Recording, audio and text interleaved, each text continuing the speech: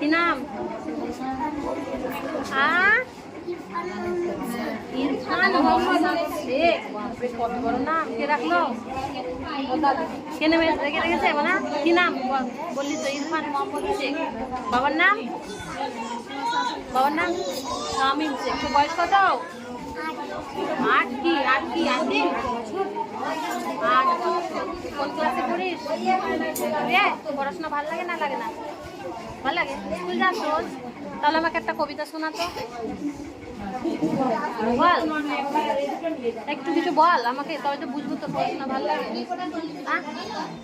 এই ইরফান, এই ইরফান, ভুলে গেছিস? কি বললে হবে?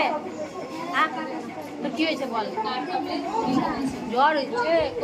বাবা রে, কিচ্ছু নাই, কিচ্ছু নাই এখন না।